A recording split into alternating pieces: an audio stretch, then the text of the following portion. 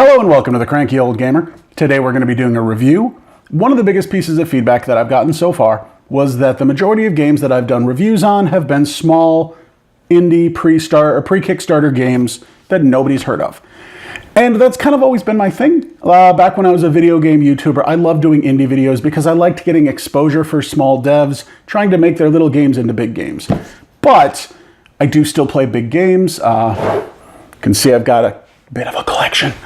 And so I'm going to do some more popular, well-known games just to get a baseline on what my opinion is. I've had a lot of people tell me, well, Cranky, we don't know where your opinion lies if we don't know like your basis on popular games or your opinion on popular games. I'm sorry. So, which makes sense. You know, if I like Petting Zoo or Robots Love Ice Cream or Robots Battle for the Coal Heart, great that I say that I like it. But how do you know you're going to like it if you don't know a broader sense of my taste? So, okay, I agree. So one of the games that I've chosen is probably the second most popular game, maybe third, that I own. It's one of those games that I hear should be on every family's shelf. King of Tokyo. Now, you may notice, I actually just recently got this. You may notice this is first edition, not second. Everybody's hyped up over the new edition. I'm not. I don't like the new edition. When I was kind of debating back and forth, I don't like the art. I know that the new edition the art is specifically for, they're going to be coming out with a mobile app and they want the art to kind of be synchronized with it. And they added the space penguin. I guess everybody loves the space penguin. I have no such love for said space penguin. The biggest decision maker for me was not the addition of space penguin so much as the omission of this guy right here. You lost the Kraken, you lost my dollar. So I bought the original edition and I like it. I really do. I can totally understand why this belongs on every family's game shelf. Let's go ahead and before I get into my thoughts on it, let's take a look at the components. And here we have the components of the game. This is your main game board. It is very, very small because it only has two spots, Tokyo City and Tokyo Bay. Depending on the size of the game, how many players determines which of the two you're going to use. Tokyo City is for everybody. If you're playing with five or six players, you would use Tokyo Bay just for more space. Here you have your 6 monsters. Each monster has a card like this, which has spinny dials on the back. You can see at the top, your victory points, and down here, your health points. You have the Kraken, you have Mecha Dragon, Cyber Bunny, who has been replaced with Cyber Kitty. Gigazor, totally not Godzilla at all. I don't know what you're talking about. The King, not Kong at all. Totally not a licensed character. And the really lamely named Alienoid. I like the character, but they could have done more with him. All right, so down here, you have your little Emerald Energy tokens. These are actually weirdly fun to play with. I don't know why. None of us could just set them on our board. Oh no, we sat there playing with them the whole time. We have various tokens for different effects. There's all kinds of cards in here. These are your powers. You buy these with the energy. The artwork is pretty decent on them. I like the artwork of this game. They have apparently changed it very drastically for the next edition. And I just don't care for it. I like that it's so cutesy and cheesy and wacky and fun. The new edition, I don't know, it's just more like anime, edgy, cool. I don't know. I don't care for it. And lastly, as we all know, Tom is a sucker for custom dice. These beasts. Why do I say beasts? First off, I don't know if you can tell in my hand the size of these dice. These are enormous dice. They're also very heavy. You can hear that thunk. those are going to chip your damn table if you're not careful.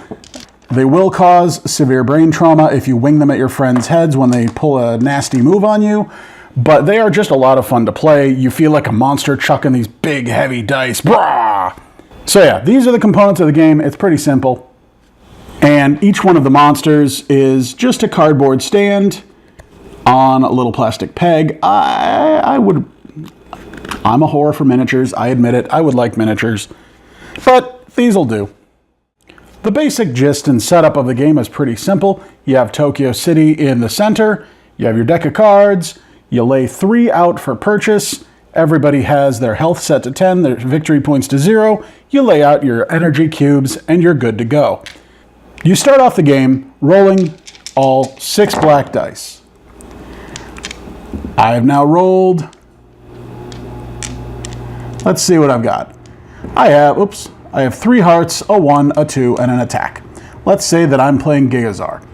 Now, at the moment, I currently have full health, so I don't need these. I want this. The rest, you get up to 2 rerolls. So now, I'm going to keep the energy. And I, again, don't need health. This is my final roll. I got numbers. And looks like nothing very good, but what this means, because I got the first one, I go into Tokyo City. From this point on, every player, when they roll an attack dice, attacks me. Whenever I roll an attack dice, no matter how many I roll, like let's say I roll really, really lucky. And holy crap, 5 damage. 5 damage. Everybody that's not in Tokyo gets 5 damage. And they would take their little rolly wheel thing and, am I down to 5? Yeah, roll it to 5. Now, it's pretty easy to heal though. When it's your turn, you roll your dice. You know what? I'm going to keep the hearts. Keep the hearts. And, oh, that was a pretty roll. I only got 2 hearts, but that would put me back up to 7. So, yeah. For every one of these, you get energy cubes, which you would then use to purchase the cards. You can see this one is worth 5 energy, and what this one does, you gain 1 victory point on any turn that you don't damage somebody. That's pretty sweet. This one, Energy Hoarder, costs me 3 energy cubes. You gain 1 victory point for every 6 energy you have at the end of your turn. Not bad. It's all about the victory points. Being in Tokyo has its advantages and its disadvantages. For example, for every turn that you're in Tokyo, you gain 1 victory point. Again, this game is all about the victory points. However, the downside is when you are in Tokyo, you cannot heal. That's no fun. Now, at any point, if you are in Tokyo and you're just taking too much damage, you're almost dead, and you can't heal, you need to step out. Any player that attacks you, if they choose to attack you, you can still take the damage, but you can forfeit Tokyo City, and they are now in Tokyo. Now you're out of Tokyo, and you can heal with each roll. Now, is King of Tokyo one of my favorite games? Not really. I like it. It's a fun party game. It's fun when you're not looking for anything serious. Maybe you've got kids around. It's a great family game. The strategy is pretty thin. I mean, you've got a lot of rerolls. You can decide what cards. There's a whole lot of take that.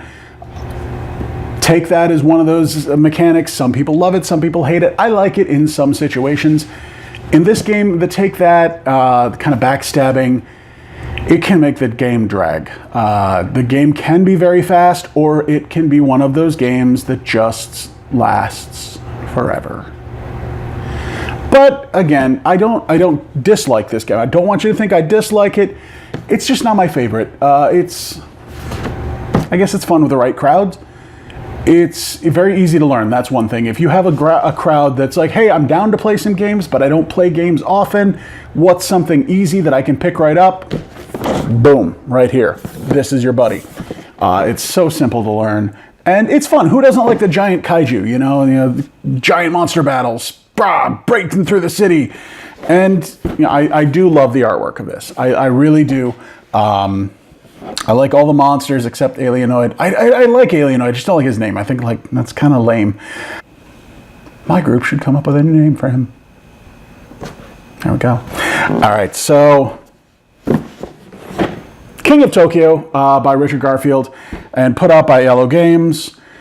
Other than that, I hope you guys have enjoyed this. Kind of starting to get a feel for what I like out of games.